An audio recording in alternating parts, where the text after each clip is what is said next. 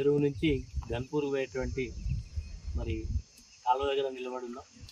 మీరు చూస్తున్నారు రామప్పలో water level లేదు, అది ఆ గడ్డ మునుగుతే తప్ప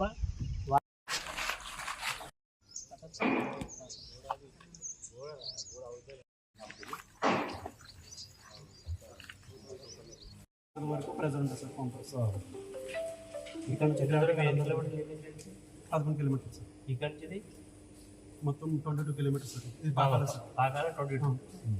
DC2 రైట్ మెయిన్ కెనాల్ ద్వారా పోతుంది సార్.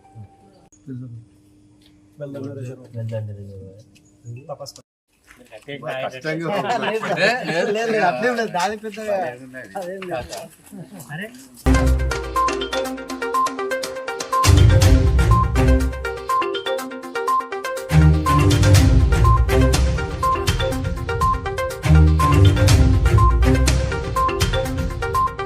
మీడియా మిత్రులకు హృదయపూర్వక నమస్కారం. ఈరోజు మనం గన్పూర్ చెరువులో నిలబడి ఉన్నాం.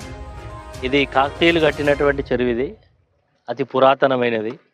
ఈ గన్పూర్ చెరువులో నీళ్లుంటే గన్పూరే కాకుండా చిట్యాల, భూపాలపల్లి, టేకమట్ల వరకు కూడా మోరెంచ, దీంట్లో నుంచి మోరెంచ పోతే మోరెంచ నుండి వ్యవసాయం జరుగుతుంది. ఈరోజు మనం చూస్తూ ఉంటే దీని యొక్క వాటర్ లెవెల్ 15 ఫీట్లే ఉన్నాయి. వర్షాభావ పరిస్థితులు చూస్తూ ఉంటేనేమో నిరాశాజనకంగా ఉన్నాయి.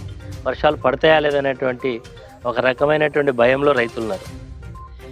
ఈ పరిస్థితులు ఇట్లా ఉంటాయని గుర్తించే గతంలో కేసీఆర్ గారు ఈ చెరువును నింపాలే అనే ఉద్దేశంతో దేవాదుల మరి స్కీమ్ ద్వారా బీంగన్పూర్ నుంచి రామప్ప నుంచి గ్రావిటీ కెనాల్ ద్వారా గన్పూర్ చెరువుకు తీసుకురావాలనే ఉద్దేశంతో మరి ఆనాడు డిజైన్ చేయడం జరిగింది. నేను శాసనసభ్యుడిగా ఉన్నప్పుడే ఆ రోజు ఈ టెండర్ను కూడా పూర్తి చేయడం జరిగింది. దీని వర్క్లు కూడా శాంక్షన్ చేయడానికి అన్ని రకాలుగా మరి ప్రతిపాదనలు, ఫైనాన్షియల్ శాంక్షన్స్, టెండర్ అంతా అవార్డు అయిపోయింది. దాదాపు 31 నెలలైనా ఈ రోజు వరకు కూడా ఆ పనులు జరగకుండా మరి అడ్డుపడుతున్న వాళ్ళు ఎవరో మనకు అర్థమవుతలేదు. మరి ఇప్పటికైనా ప్రభుత్వం ఈ వాతావరణ పరిస్థితుల దృష్ట్యా, ఇది కేవలం ఇరిగేషనే కాదు, డ్రింకింగ్ వాటర్ కూడా మిషన్ భగీరథ పైప్ లైన్ ఇక్కడ నుంచి మరి భూపాలపల్లికి మండలానికి, అదేవిధంగా చిట్యాల, టేకుమట్ల, మరి మిగతా రేగొండ, ఇవన్నీ ప్రాంతాలకి ఇక్కడ నుంచే పంపింగ్ అవుతుంది. కాబట్టి వాటర్ లెవెల్ చూస్తేనేమో డెడ్ స్టోరేజ్కి వచ్చినాయి, చాలా తక్కువ వాటర్ అందుబాటులో ఉన్నాయి. కాబట్టి తక్షణమే రామప్ప నుంచి మరి కెనాల్ పనులు పూర్తయిన కాకుండా చెరువులు నింపుకుంటూ తీసుకురావచ్చు. 2 చెరువులు నింపితే 3 ఇక్కడికి నీళ్ళు వస్తాయి. కాబట్టి ఇక్కడ నుంచి ఎక్కడికో తీసుకుపోతాను నీళ్ళు, కానీ పక్కన ఉండే వాళ్ళకు నీళ్ళు రాకుండా ఇబ్బంది పడుతున్నారు. కాబట్టి ఇప్పటికే మరి దేవాదుల పంపులు రామప్పకు వస్తున్నాయి. దాన్ని వాటర్ లెవెల్ మెయింటైన్ చేస్తే ఆ సర్ప్లస్ వాటర్ అంతా కూడా ఇళ్ళకి వస్తుంది. కాబట్టి మేము ఇదివరకే ఇరిగేషన్ శాఖ అధికారులను కోరినాం, ఈ పరిస్థితులు ఉన్నాయి, మీరు దేవాదుల పంపులు స్టార్ట్ చేయమని దాదాపు ఒక 20 రోజుల నుంచి అడుగుతున్నాం. ఇగో అని నిన్ననో ఏమో స్టార్ట్ చేశాం. కాబట్టి పైకి తీసుకెళ్ళడం కంటే మొదలు రామప్పను ఫుల్ లెవెల్ మెయింటైన్ చేస్తే దాంట్లో నుంచి నీళ్ళు వస్తాయి. కాబట్టి దాన్ని ఫుల్ లెవెల్ మెయింటైన్ చేసి ఈ గన్పూర్ చెరువును నింపితే తాగునీటి సమస్య పోతుంది, సాగునీటి సమస్య 2 కూడా పరిష్కారం అవుతాయి. కాబట్టి తక్షణమే దీని విషయంలో మరి ఇరిగేషన్ శాఖ అధికారులు, జిల్లా కలెక్టర్, మరి స్థానికంగా ఉండేటువంటి minister, irrigation minister, chief minister అందరూ కూడా దీని మీద దృష్టి పెట్టాలి. ఎట్లా అంటే రైతులలో ఒక తీవ్రమైనటువంటి మరి ఆందోళన ఉన్నారు. ఎందుకంటే ప్రభుత్వం స్టేట్మెంట్ ఇస్తుంది, ఆల్టర్నేట్ క్రాప్స్ చేసుకోవాలని చేతులు దులుపుకునే ప్రయత్నం చేస్తుంది. ఇక్కడ ఆల్టర్నేట్ క్రాప్స్ చేసే అవకాశం లేదు. ఇదంతా కూడా ఇరిగేటెడ్, అంతా కూడా ప్యాడీ ఇరిగేషన్. ఇదంతా కూడా ప్యాడీ ఇరిగేషన్ అయ్యే సందర్భంలో ఆల్టర్నేట్ క్రాప్స్కి ఏం అవకాశం ఉండదు. కాబట్టి ఈ చెరువును తక్షణమే నింపాలని చెప్పి సందర్భంగా ప్రభుత్వాన్ని డిమాండ్ చేస్తున్నాం. అదేవిధంగా రామప్ప లెవెల్స్ కూడా చూడడానికి ఇప్పుడు ఇక్కడి నుంచి వెళ్తున్నాం. రామప్పలో పరిస్థితి ఏంది, అక్కడ ఎంత వాటర్ వస్తున్నది, ఎంత వేరే ప్రాంతాలకు తరలిపోతున్నది, ఇవన్నీ కూడా చూస్తాం.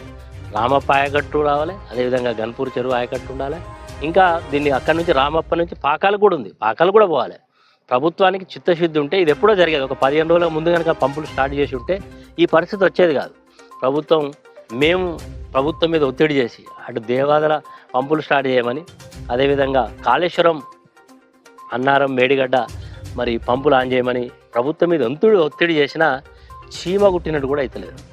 నేను మొన్న అనుకోకుండా విజయవాడకు పోయి వస్తున్నా, పట్టిసీమ మరి గోదావరి నుంచి కృష్ణాకు లింక్ చేసేటువంటి పరిస్థితి పెద్ద రివర్ లాగా పోతూ ఉన్నది వాటర్. అంటే మన నీళ్ళేమో డౌన్కి పోయి అక్కడ నుంచి ఆంధ్రాకు మరి చంద్రబాబు నాయుడుకున్న తెలివి రేవంత్ రెడ్డికి లేదు. కారణాలు చెప్తున్నాడు ఇదో అది అని ఇదని. మరి ఈరోజు ఏ కారణాలు చెప్పినా ప్రజలు క్షమించరు, రైతులు క్షమించరు అనే విషయాన్ని ప్రభుత్వం గుర్తెరగాలి. మరి స్థానికంగా ఉండేటువంటి ప్రజాప్రతినిధులు మరి ఏదో పదవి వచ్చిందని ఆనందపడడం కాదు, ప్రజలు మీకు అవకాశం ఇచ్చినప్పుడు ప్రజలను ఆనందపరిచే ప్రయత్నం చేయండి, రైతులను ఆనందపరచండి, రైతులను బాధలు పెట్టకుండా చూడండి. అప్పుడే మీకు ఒక మంచి మరి ప్రజల్లో ఆదరణ ఉంటుంది తప్ప ఇట్లా ఏం పట్టినా ఏం లేదు, మేము ఉన్నంతకాలం మేము ఆడింది ఆట పాడింది పాట మేము చేస్తామంటే ప్రజాస్వామ్యంలో వస్తుంటారు పోతుంటారు. రెండు రకాల వాళ్ళు చరిత్రలో ఉంటారు. పని చేస్తే పని చేసిన చరిత్ర ఉంటుంది, లేకపోతే మాత్రం చరిత్ర మరి తప్పకుండా మిమ్మల్ని గుర్తుపెట్టుకుంటుంది.